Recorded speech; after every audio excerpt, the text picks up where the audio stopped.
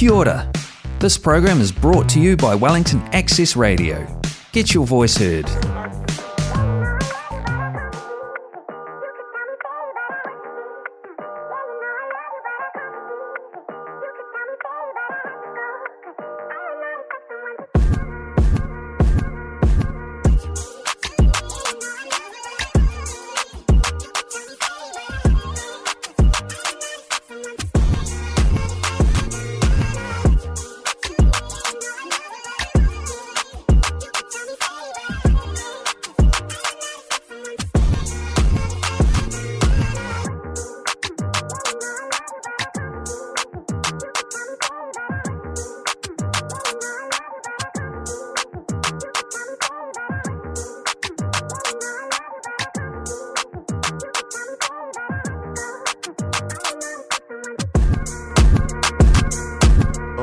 Okay, and welcome to the Blackhouse on 106.1 FM. Is that coming to the speakers there?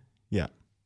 Okay, we good. Sorry, I just had like a moment. I was like, You're welcome to the Blackhouse on 106.1 FM, Wellington Access Radio. You're listening today with Eddie and Nani.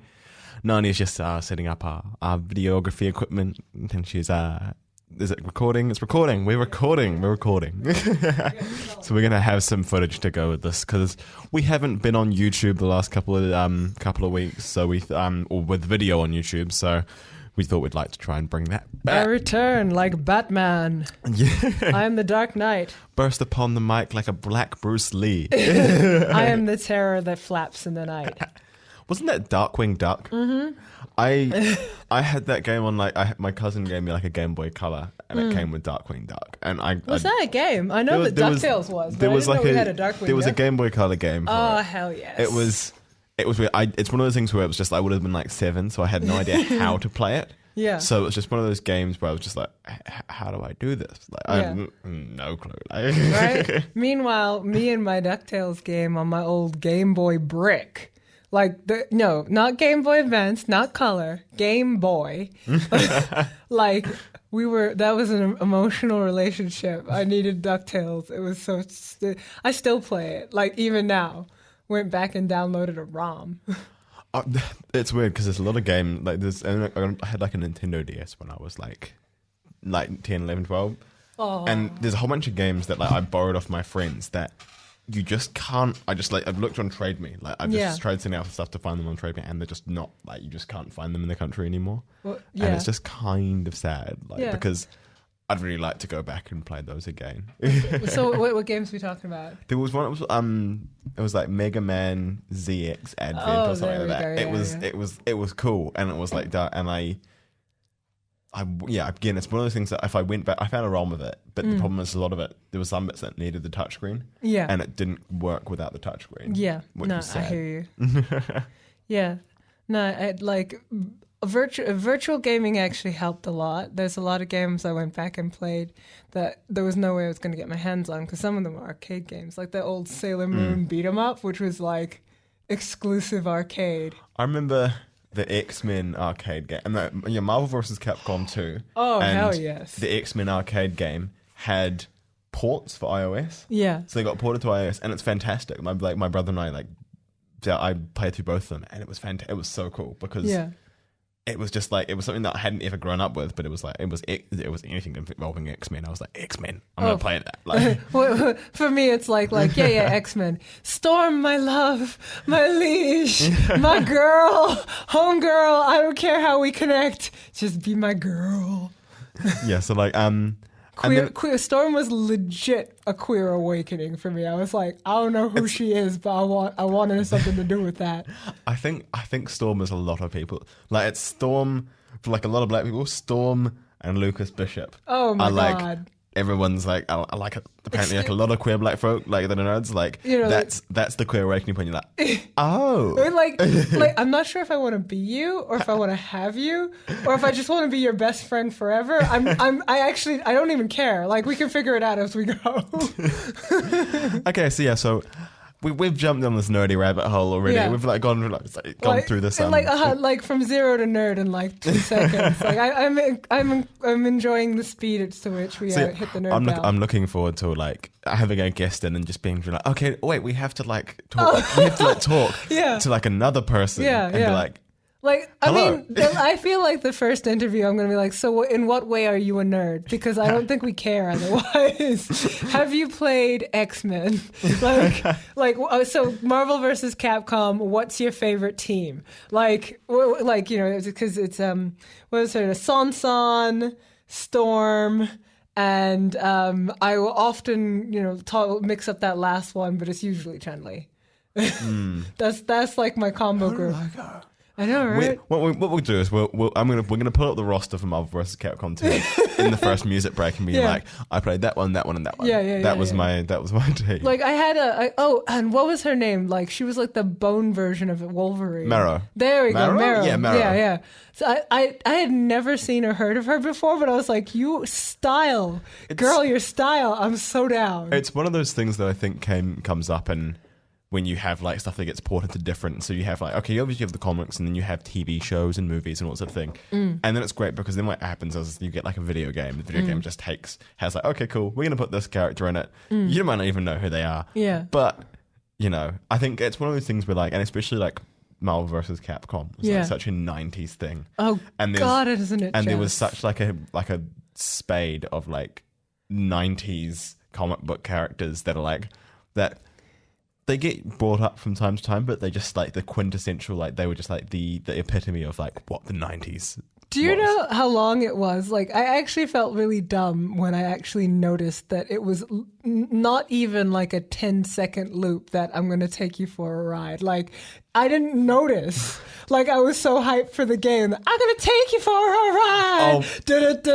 Right? Like, and that's it. That's the whole loop. That's unlocking. That's unlocking like some memory. That's some traumas, right? Like and that sound clip. I think it was like the 4th or 5th time I played it where I was like, wait a minute. This sound clip is 2 seconds long. That's like I'm trying to think what other like obviously that was like a really notable, and that was one that for me like I remember finding out about that at like age 15 though. But then so I'm trying to remember what games I played as a kid that like boiled into my memory. So have we gone from media discourse like movies to media discourse video like games. Black people in video games? Because I had this concept for like talking about like like men and women and stereotypes and relationships. But if we're just going to delve straight into like Black people in video games, I am here for this. Yes. Like screw all of that socio-political discourse. So like, let's talk. I suppose like, okay, let's just add like a veneer of socio-political discourse. Yeah. I think a lot of the similar kind of arguments and discussions that come up when, and again, maybe it's just like a thing about minority groups in video games, but it comes up in the same little stuff in terms of depictions and stereotypes, and the thing that comes up with, like obviously a lot of the big thing was with Gamergate and depictions of like women in video games, right? And it's one of those things where I think you can break down like depictions of Black people in video games in very much similar kind of ways. Yeah, and it's interesting because now like I think the big thing that comes up now with games that have like a lot of character customization. Yeah. It's just like... Oh, hold on. Shout out to Sonic Fox, break everything. Anyway. Like everything. You know about him, right? No. Oh my God, okay. Small history lesson. You want to talk socio-political Black people and gaming? There is a gamer who is known as Sonic Fox. He is a openly queer Black guy whose avatar is like, I think a pink tails or something like that.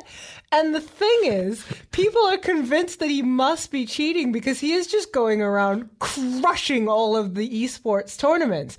And like, but he's like, I'm crushing it. I'm making millions. I'm gay. I hate everything. I'm Black. This is me. No hiding.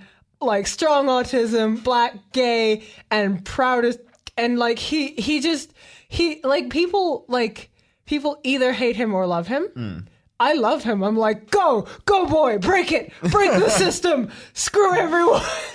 I love you, fight. And like he is. He's just like he is. No, I'm not sure if he's still the top esports tournament winner, but he was number one for a very long time. Like Serena Williams style, held that title and just held it like it wasn't even a question. Like he's just like, yeah, and I'm better than all the Korean players and anyone who has hack mods, and I beat them. How do you do that? Because I'm gay, he says. It's just like, because I'm black and gay. Obviously, that's where my power comes from. And I'm just like, I love you. But yeah, because I find that a lot of the kind of I guess the to try and find work out where my thread of kind of like discourse was going. It's okay. I'm sorry. I had to tell you about Sonic Fox. No, that's you okay. need to look him up when you're done, because I don't know if I have all my facts correct, but whatever it is, he was a badass bamf. Because I'm trying to watch my swearing. Thank you. I won't. I'll fail. But I'm doing my best. But he is a total bamf, and everyone should know about him. He should be supported and loved within the black community, because he is standing there being a proud LGBT, proud black member of the community, slaying esports tournaments, and nobody knows about him. And I'm like, that is a tragedy. Yeah, I guess it's definitely it's one of those things I kind of I was thinking about is it's one of those. Sorry, I lost my train of thought. Hang on. I've got it again. Yeah. It was the idea of how whenever I'm a lot of times when you see discourse about women in video games, yeah, it always comes down to and women in comics and depictions of women in comics as well comes up as it's a thing that's geared towards men. Yeah, it's good, yeah. geared towards men, and that's why XYZ, this is why the male armor looks like this on a character, and that's why the female armor looks like this on a character. Yeah. And it's one of those things we're sitting there, it's hang on a sec. And I think I'm going to take it a step further and say it's trying to gear towards its idea that a lot of mainstream games. And I think because I think if you look at indie game scenes, I think you find a lot better range. Yeah. If you go to 100%. If you go past page 5 on Steam, you're going to find a much better range and much better representation of games. But it's the thing that comes up with video games a lot of main series video games that had come out, and I think something like Call of Duty is a really big one. It's geared and they're marketed towards white men, specifically. Well, it's funny because I'm honestly what I am is simply I haven't lost my train of thought. I'm simply I'm a dog walker holding 17 pit bulls. I'm there are so many thoughts and so many things I want to say. One of my favorite statements on the internet, it was just a little meme, which was as a feminist, I find this offensive. However, as a gay, and I was just that's me about video games as a whole. I see those scantily clad, Red Sonja bikini warriors, and I'm I understand the sexist connotations. However, can someone get me one of those bikinis? I'd like to wear it. And I'm not really sure which part of me should win. It's a bit like Bayonetta. Bayonetta is another one that really breaks down that debate. Yeah. And yeah, I do find, it is such an interesting space. I dig one of the things that came up. I saw a post on Reddit that was looking at, essentially, was a white guy who had a black partner, and he was playing Call of Duty, and the post essentially was about how common, how Call of Duty and those kind of spaces have become really troll heavy, and how the use of ethnic slurs is just horrific. In those spaces, and it was about essentially this guy being in a lobby and in a game with someone who just started swinging flinging around the N word. Yeah. And then his partner was really upset that he either didn't say anything about it, didn't call them out, or didn't just leave. And that's that point of someone where he was saying, well, it's just a part of the game. I was and I think all the discourse and the comments was a lot of guys going no, it's just no. I think you can't be expected to do that. Also, or they'll make the troll worse, or what sort of thing. It was no, but you're taking this as this is the status quo, and this can't ever change. This is the status quo, but maybe maybe if people kind of found the spine and started like standing up the troll, because the trolls are vastly outnumbered, right? Well, one of the fun things about exactly as you say is that it's such a normal part of things that you can in tournaments get people banned by baiting them into dropping the N-bomb. You can. It's actually a legit thing that happens is people are like, hold on, let me just make it clear that I'm black. And they will just drop the N-bomb unconsciously and get themselves banned in professional tournaments. Like, it's that bad. And it's like this thing comes up like, I remember when, like, I'm pretty sure it was PewDiePie. It was probably most of those kind of gamers that done shit have in a lot of those kind of like gaming YouTubers and stuff that have done stuff like that. And the thing that comes up is like the man who was like, "Oh, he's Swedish, like it's a different. He doesn't get the connotation." It's no, I'm sorry, but like no, he isn't. He's a popular gamer who's really in touch with pop culture. He knows what he's doing. In fact, too much. In fact, he knows shock value better than probably anyone. It's so like.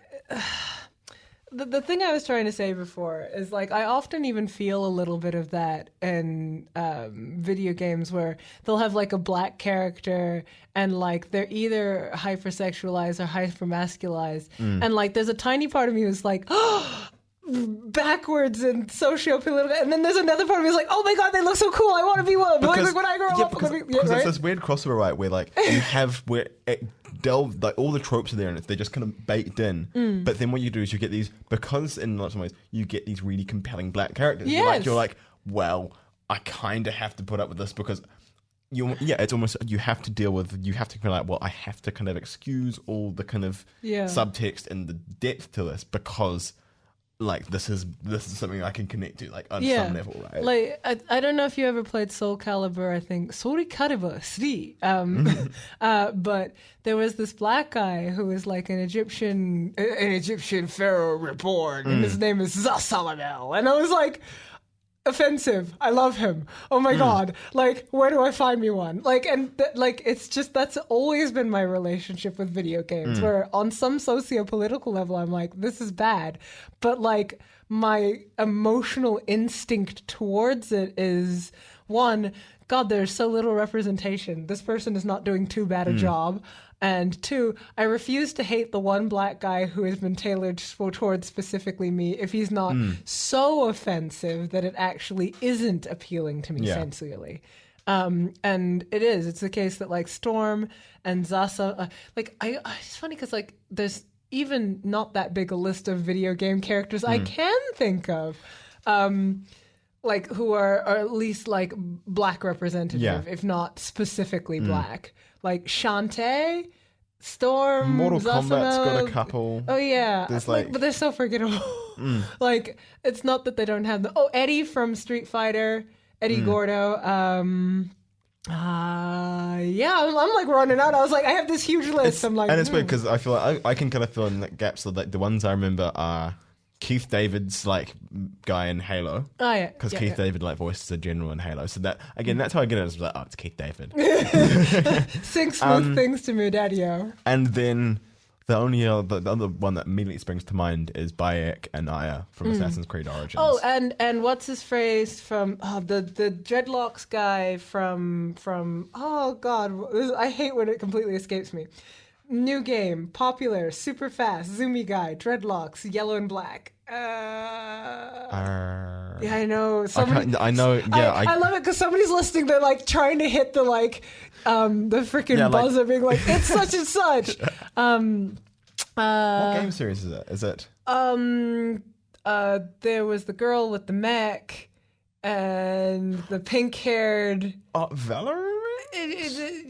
I think it sounds like kind of like a shooter. Yeah, that'd be Valorant, I think. Maybe. Okay, yeah. Well, I liked his design. I never played the game. Yeah. So that's why I don't remember. There's all these memes about healer. Yeah. Overwatch. Overwatch. Yes, there we go. That's the one we got there. There we go. We got there. So there's like Overwatch, and there's a like awesome black guy in that, and I love his design and like everything about him. I just don't play Overwatch, not for any particular reason. I just never got into it. Yeah. And I'm like running out of black game characters. Like I thought I had this huge list in my head, and now we're scraping the barrel. So what we'll do is we'll continue to scrape that barrel. We'll just jump to a bit of music quickly. Yeah. And then, while we just kind of go through and just be like, who else? Who else is there? Okay, so first up, we've got Somebody by Keen Roti. He's a long-time kind of friend of the show. So we're really happy to kind of... And also, Leah said that if we didn't play some Keen Roti, we'd get sacked. And after that, we'll play Talk Too Much by Fadiso. And we'll come back to you with some more Black Gamer... Yes. Black Gamer chat. And I may switch into that thing about sociopolitical and romance. That too. Okay. Here's Somebody by Keen Roti. Yes.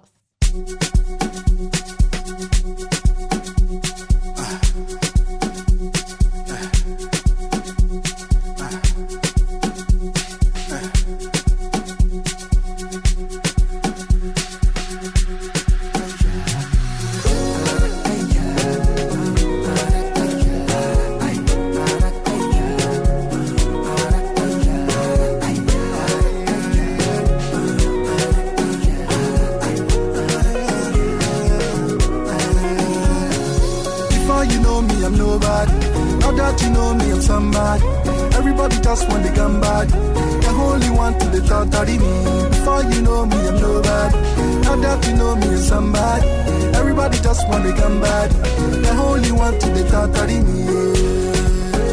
Somebody, somebody, somebody.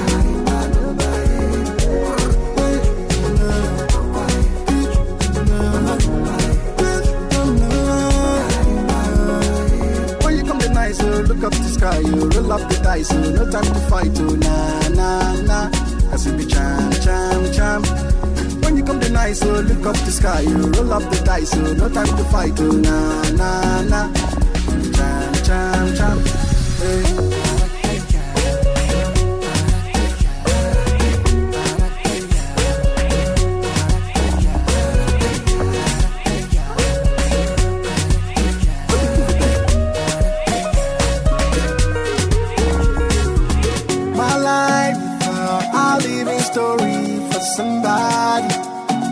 Somebody, my life, I don't need no stress from nobody. Somebody, before you know me, I'm nobody. Now that you know me, I'm somebody. Everybody just want the gun body. The only one to the thought of me. Before you know me, I'm nobody. Now that you know me, I'm somebody.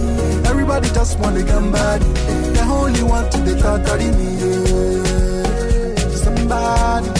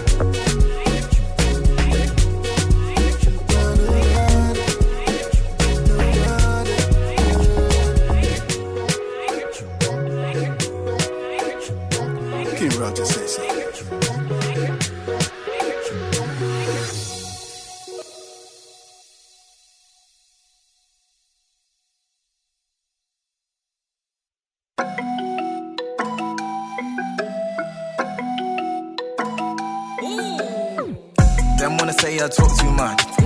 Go put me on repeat, coming at me sideways, way too Dutch. Man get sleepy, fold them up neatly, way too speedy.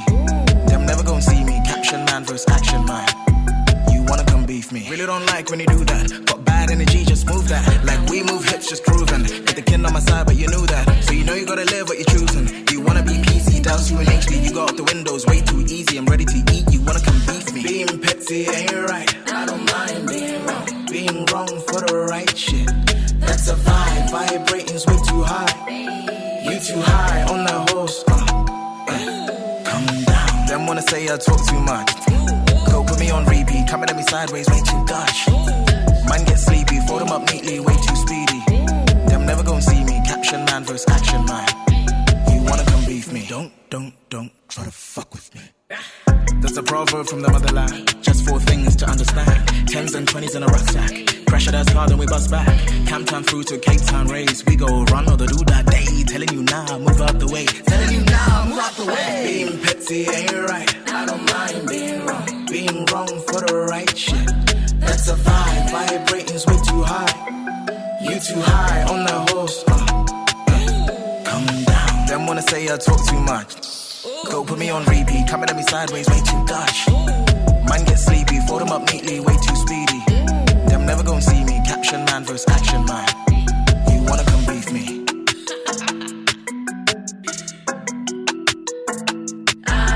Hey. Yeah, it's a vibe. It's a vibe. I'm on Peseme Casa. That's some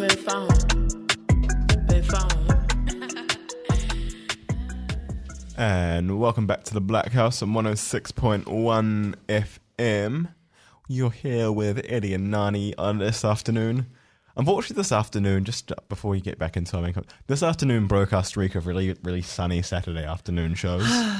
I'm a little bit upset. I'm actually quite upset. I know, right?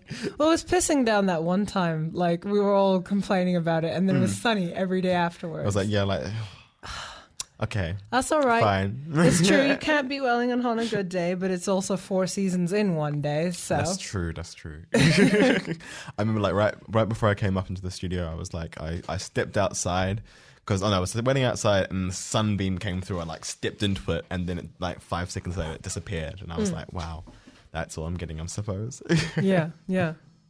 So yeah, I guess to kind of jump into our video game chat just a little bit briefly. And then we'll move on to some further deep social political topics. The one thing I really find interesting is the problem of video games that base themselves off of real world politics. Yeah. Because the most recent, if anyone's played the Far Cry series, they're a game series that has based itself really heavily on real world politics. And the most recent Far Cry game, it's not out, it's coming out in the next month or so.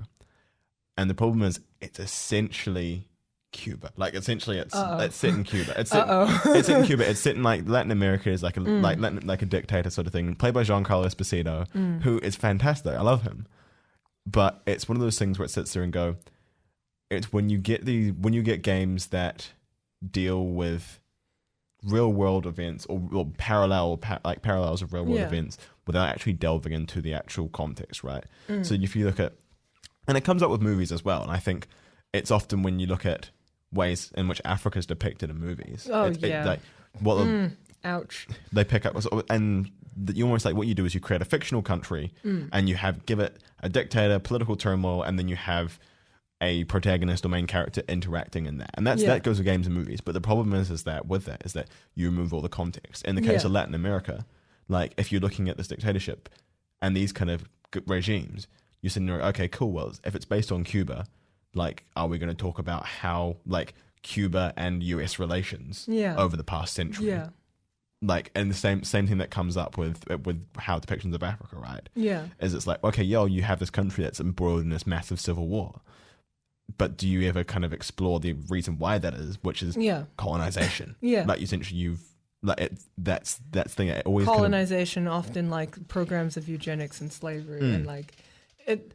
I think that there's this thing, right, where you hit the nail on the head before, where you're like, the problem is that you couldn't really put that in that game and then expect it to sell because of the standard market for video games is a young white male. And even if it's not anymore, it's still, that's the one, that's their template. That's the veneer. That's like, that's the template they're using to sell these games.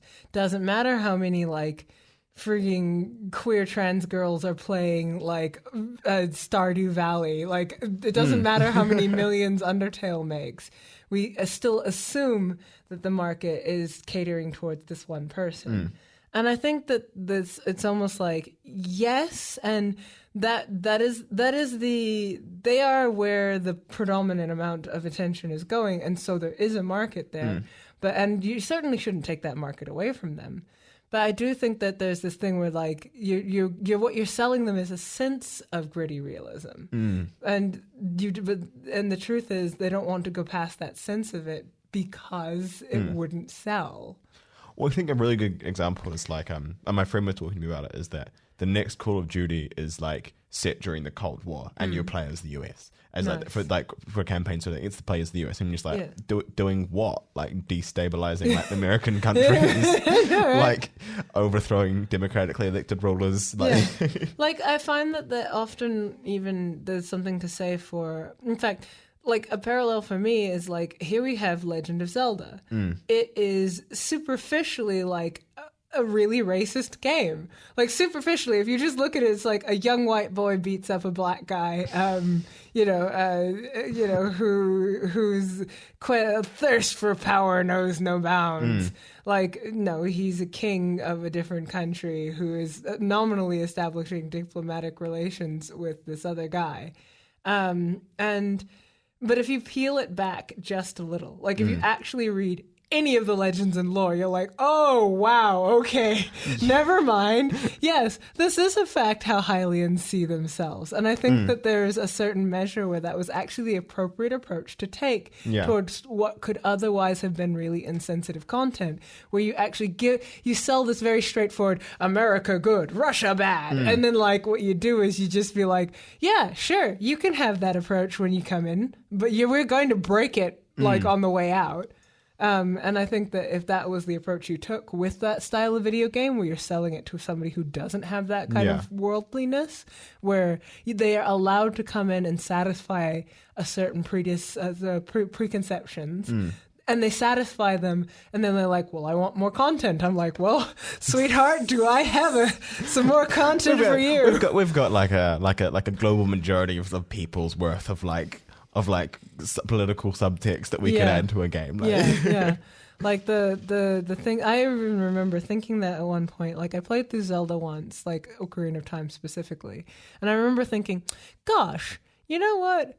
I actually have this just stomach feel. I was quite young at the time. Stomach feeling that there's more to this thing with Ganon than I'm initially reading. But like I play it again and I'm like, holy crap, there really is. And then you go and you read the comics and you go and read Hyrule Historia and you're like Hyrule's bloody history and you're just like, whoa, okay.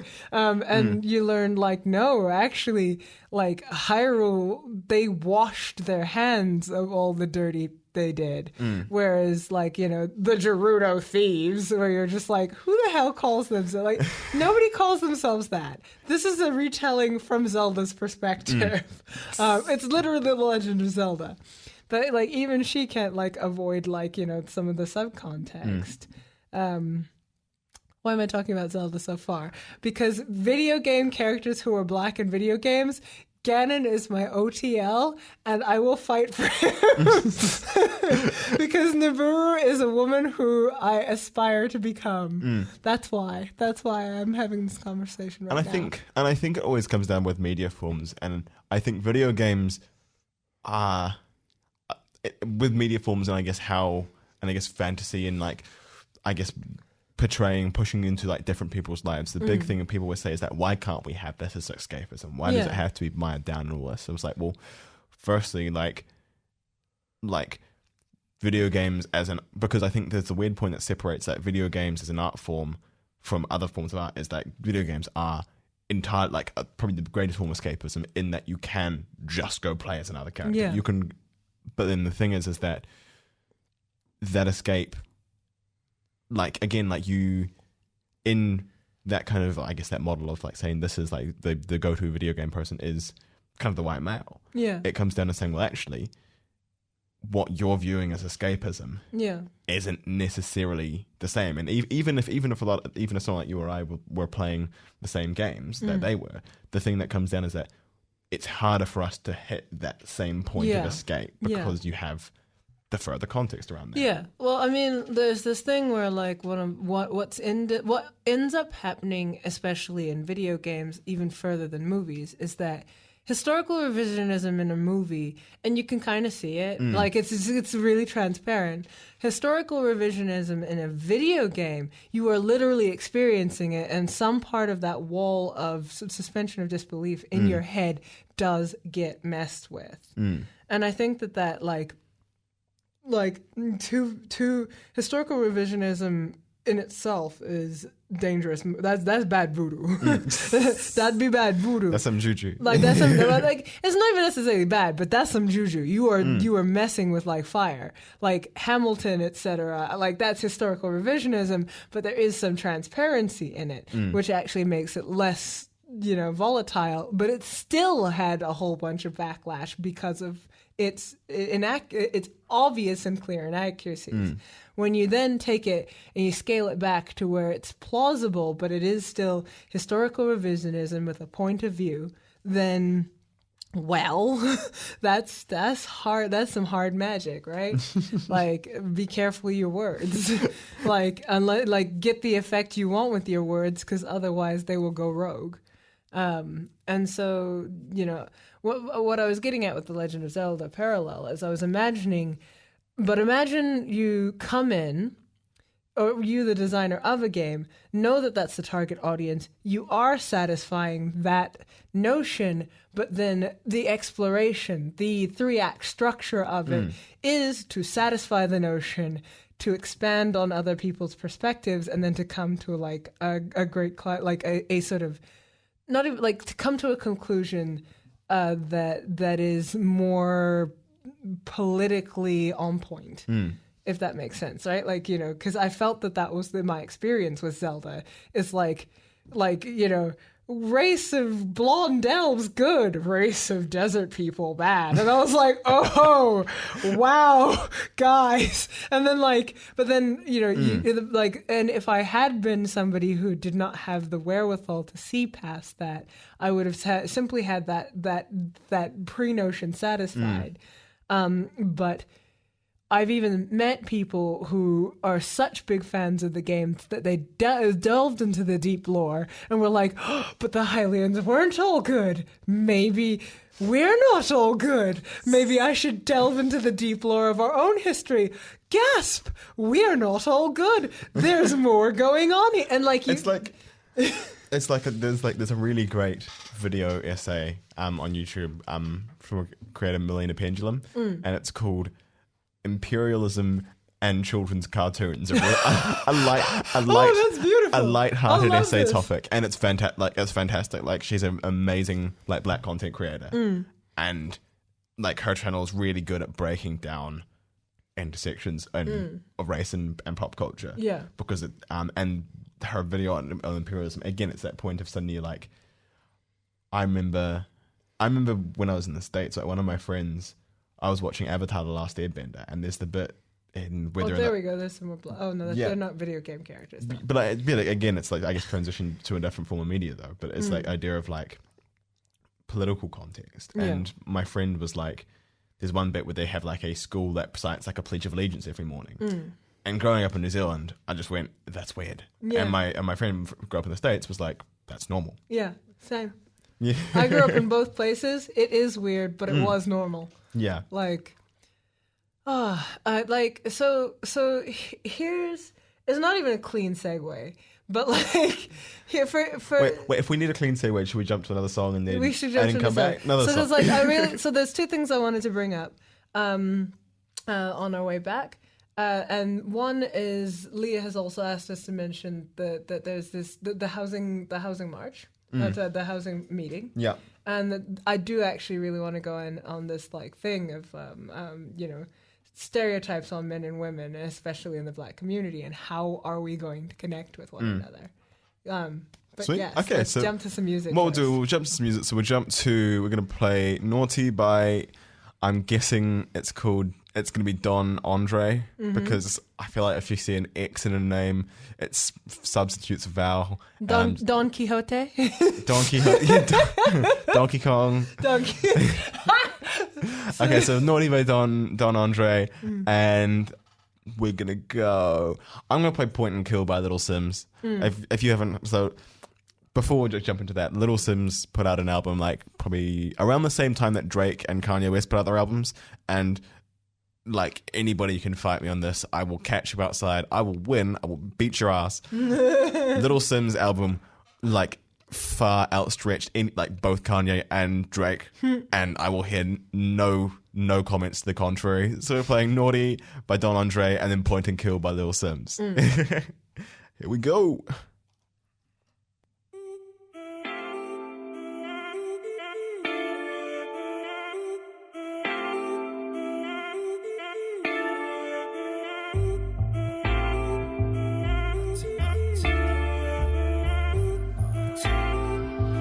Resin got that sauce in it.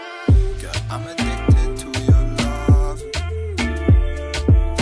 Don't wanna see you with nobody. The way you move in your body, I can tell that you can be naughty. Naughty, naughty, you're my naughty, naughty love. Naughty, naughty, you're my naughty, naughty love. Naughty. Baby, I don't mind if you know that this is personal. I can show you that I care, baby. You can show me your ratio. Baby, we can do anything. Only if the feeling is mutual. Girl, I'm addicted to your love. Don't wanna see you with nobody. Resin got that sauce in it. Body. I can tell that you can be naughty. Girl, your body is hot like an oven. You go to work like 24/7. But I can tell that you can get naughty. Naughty, you're my naughty, naughty love. You can get naughty. Naughty, you're my naughty, naughty love. Naughty. Baby, I don't mind if you know that I got love for you. I can show you that I care. You can show me your ratio. I'm in love with your body. I ain't telling nobody. I can tell that you can get naughty. I Resin can got tell that that sauce you can in get it. naughty. You're my naughty, naughty love. Naughty, naughty. You're my naughty, naughty love. Naughty, naughty. You're my naughty, naughty love. Naughty, naughty.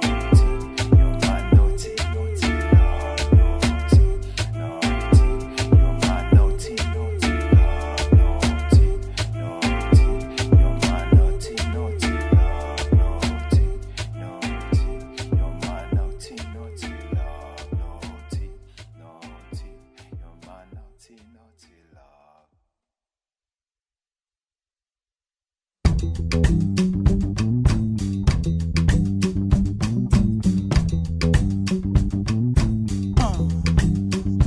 I do what I want, I do what I like, I know what face, I no fear nobody, nobody. I do what I want, I do what I like, I know what face, I no fear nobody, nobody. Point and kill, if I want it, it's mine, you can't stop me, hey! Family no go so far, oh, in my lifetime. They be fine, doing proper, no lie, give me strength, let me prosper. Daddy say he want me to be lawyer, be doctor, riff raff, kitty gun, window shopper. Oh yeah, fine boy, take away auntie, bougie, akile, oh I fancy when I see a type. Point and kill.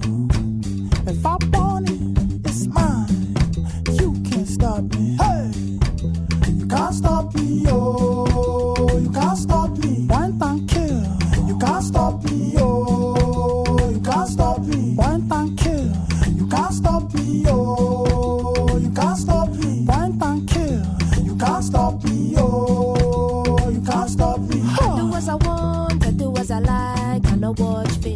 no fear nobody.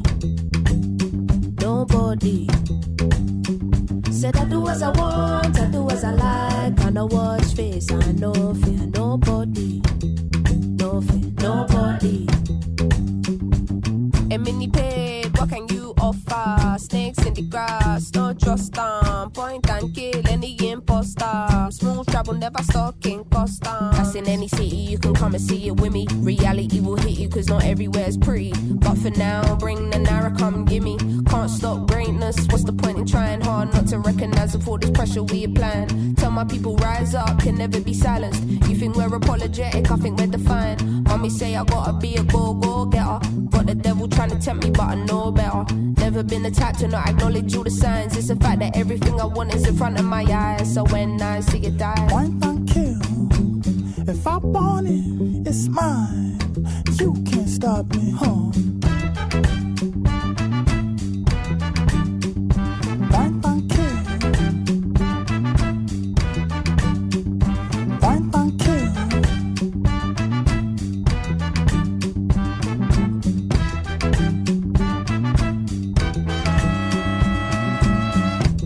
You can't stop me, oh. You can't stop me. Point and kill. You can't stop me, oh. You can't stop me. Point and kill. You can't stop me, oh. You can't stop me. Point and kill. You can't stop me, oh. You can't stop me. Boom. And we're back on the Blackhouse with Eddie and Nani. That was Point and Kill from Lil Sims. Yeah, so I'm going to do a segment every week where I'm going to play an artist and I'm going to be like, it's going to be my session of artists who've had stuff come out in like the past like couple of months that are better than Drake and Kanye West, because I'm just over it. Like, Son, I'm just you're like making some enemies. So I agree with you, but you're making some enemies. I don't care anymore. I don't care anymore. I'm just yeah. There's so much stuff that has come out that's cool that I'm just like no. Like, we don't need to talk about Straight Up a Loverboy. We don't need to talk about Donda. Like, let's actually look at artists who are like good people. Yeah, like, I mean, so you get this thing where like Snakes and Ladders and Monopoly are what everyone has in their house. There are games that are strictly better, but they just don't have the staying power because they're not Snakes and Ladders. They don't have the cultural capital. Yeah. But there are 100 games which are exactly like them but better. So that's just like what you're doing here. Yeah. So If you liked, then you'll like. So essentially, from here on out, I'm just gonna do like a song that's better than whatever Kanye West and Drake have put out in the last year. He has made many enemies today. And if you want to come at me, come at me. Yeah. But like, Right. I don't care. Right, Nani. Thank you. I love our like awkward segues. It does like authenticate that nerd vibe. So straight from video games, I had like this thing I wanted to like. It's actually, I could probably like even work it in. Because here's the thing. You know, I grew up on video games and, you know, I wanted to be Storm and then marry Zasalamel or like Ganon. Like, I was like, let's do it. Like, these are my role models, like, you know, in terms of black media, especially being black nerd. You got this black nerd media. And so then here you are in the real world. You're like, where's my Zasalamel? Where's Ganon? Like, where's Eddie Gordo? Where's my Eddie Gordo? I want one. You know, like, excuse me, are you Storm? No. And like, so you have these like expectations of what like the world is going to give you. Like you have like I Love Lucy, you know, Lucy and Ricky in your head, where you're going to have this like fun little happy families like comedy routine with your one beloved, except they're freaking Zasalamel, right? Like, and that's, I know it's completely delusional, but you have to understand, I lost 100 pounds. I don't think anything is beyond my abilities. I'm like, I'm going to find some way to take this happily ever after and bring it into the world. But here's the deal. And I'm going to say something, and at first it's going to make me some enemies, and then it's going to make me some friends. The problem is, men are bad. Okay, sweet. Let's just wrap up the show. Like, no, like, shut up. You can say what you want about Kanye, but here's the thing. Men are bad, but here's the other thing. Women are crazy.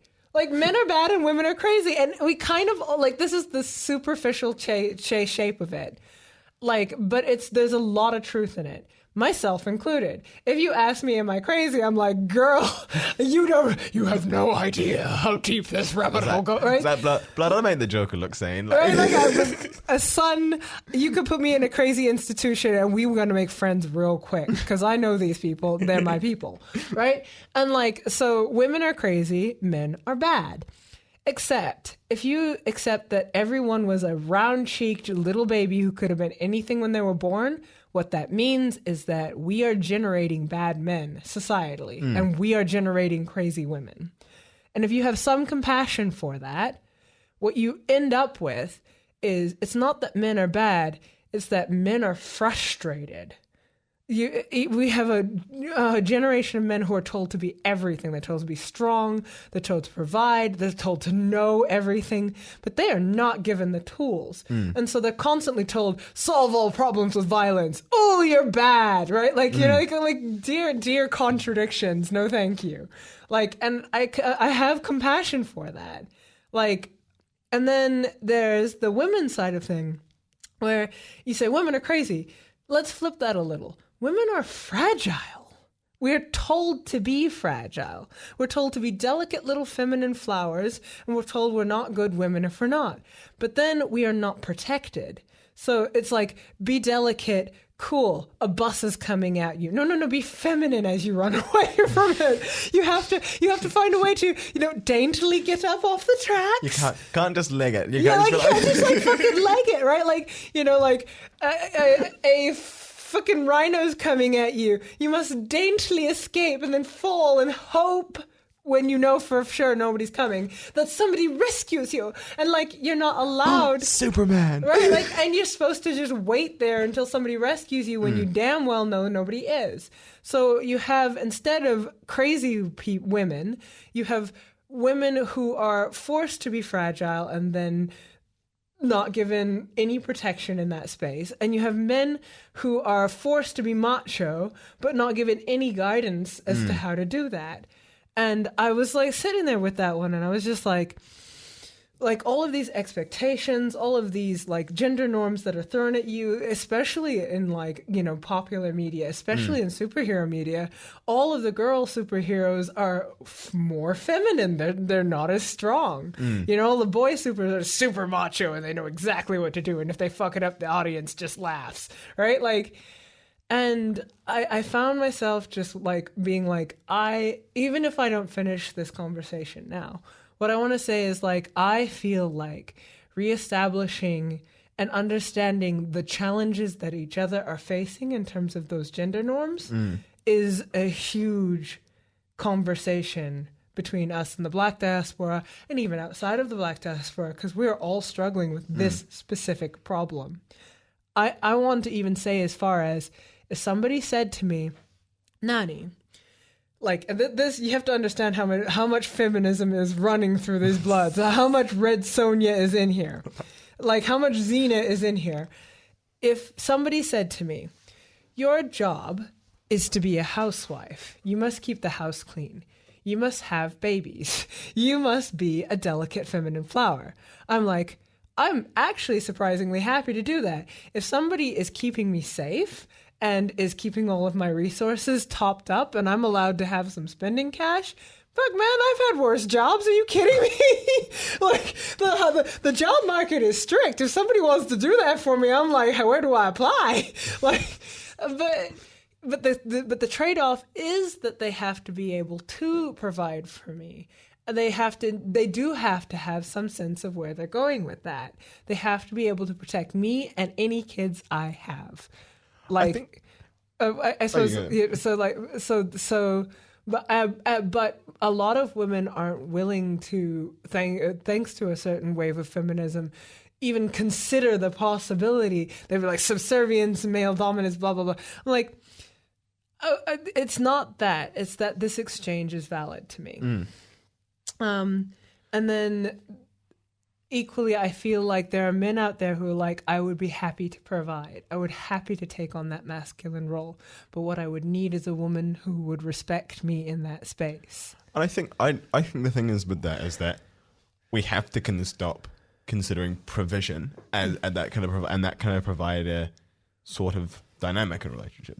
You can't consider that that's not just putting food on the table. Yeah, that's yeah, not yeah. just financial. It's not just Yeah. secure. It's that's like emotional. I Yes. think I think that's the thing is saying like if I'm working just to put food on the table and do X, Y, Z and do all this, no, like that's I'm gonna say that's not provision. No. Like provision is about the emotional and the mental aspects of that, and I As think well, yeah. and I think that's just as important, if not more important. Yeah. Is providing. It's being able to provide and tend to your partner's kind of emotional needs Yeah. and that sort of thing. Those pop culture traditional roles, they exist. And we are attracted to them for a clear reason. They're not actually as historical as they've come off as. They don't actually go back as far as people think they do. But obviously we culturally attracted to that. So I feel like what we need to do is start the discourse, which is, how do we do that so that it's sustainable? I'm like, how do we find sustainable heteronormativity? Like, we need renewable sources. Okay. So I think that's about. I think that might be our close point there. That's all right. We'll come back to this. We'll come back to this. We need sustainable heteronormativity. Yeah. Okay, so you've been listening to the Blackhouse on this fine Saturday afternoon with Eddie and Nani. You've been listening to 106.1 FM, Wellington Access Radio. We hope you have a good rest of the weekend. We're going to have a good one. And just to play us out, what are we thinking? I'm thinking I might play some Parsalu. We're going to play Lit by Parsalu from the African Rebel album. Another song that's better than anything Kanye West and Drake has done recently. Have a good one, guys. We'll catch you next week. This is the silly episode. We do not apologize. We get a 30-second teaser of Lit. Here we go. Bye. African Rebel, aka Gambino, Pepe. You don't feel safe on your one. Pep on all of this. You don't feel safe on your one. You don't. You ain't got heart, it's your head. You hear what I said? Did you hear? You never fall for yourself. Blame everyone for your stress, you're weak. It's not my fault, you're an L. Nobody asked you to pray everybody. That's how you start fooling yourself. You got caught in the mix. I was comfy on my own, but you fell in love with the image. I gave my heart to a trap phone. One time I trusted the bitch, what she do? She took advantage of shit. Now it's foreigners driving me, foreigners and shit. Anywhere that I step into live, anywhere that I step into live.